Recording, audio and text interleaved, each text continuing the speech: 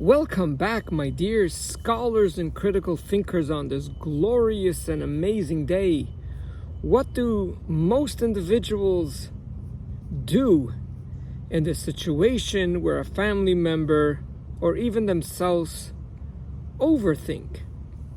So what we typically do, we come with this logical explanation and perhaps even motivation, and that is, why are you overthinking? Just stop overthinking. You know, in the past, it just made you crazy. It just drove you nuts. You were so stressed out from all those hours and sometimes days and months of overthinking with your decision. Why don't you just stop it, put on a piece of paper the pros and the cons, and then make a decision? Because you know where overthinking leads you. It doesn't lead you to a positive place. So please stop overthinking. And many people think this way to themselves as well. And they criticize themselves. Why am I overthinking? Everyone else can make a decision. This is so simple. Why am I overthinking? Especially in a situation that to many people it's trivial, but to some it's very overwhelming, where it's what to make for dinner tonight. We could go back and forth, and to some people even for hours. Why am I overthinking? Everyone knows how to make a dinner, decides what to make for dinner, and goes ahead and executes and goes and cooks a beautiful dinner. Why is it me? And there is this judgment, shaming, and guilting.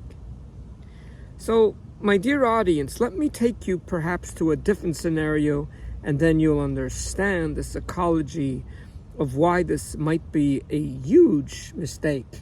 And not might, it is a huge mistake. Imagine you come into a family member that yet again has a very high fever. And you look at this family member, you say, oh my gosh, why don't you stop having a fever? You can't go to work now. You have lost out so many opportunities. You're not living the life you want to. And we give them all the reasons why they should stop having a fever. Now, you know, even though you haven't studied psychology, when someone is not well, and to tell them stop having fever is absolutely cruel, just as if someone would be bleeding and you tell them, oh, would you just stop bleeding after they had this enormous cut? Stop bleeding. It's not going to help you.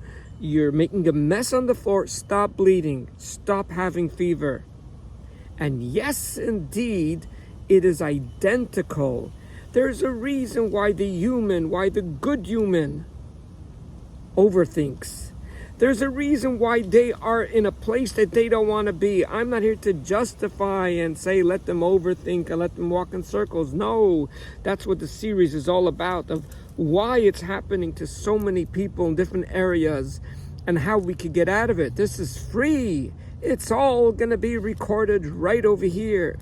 But understand that an emotional virus is identical to a biological or physical virus. By telling a virus, stop it, you already had a cold 3 weeks ago. Why would you have a cold? You just had fever 4 months ago. Why would you have fever today? Years ago, thousands of years ago, before we had any idea how psychology worked, we were ignorant.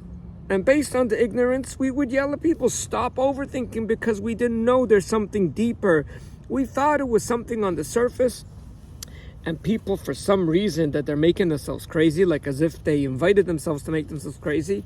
And we start giving them lectures. And the lectures are, please, stop overthinking. But today we know that emotional viruses are very similar, if not identical, to physical viruses or illnesses. So please join me next week.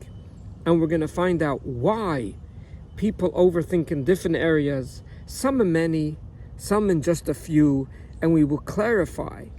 Once we find out why you or a loved one or a child or a student or a coworker overthinks, my gosh, you won't give them that speech that you used to give them.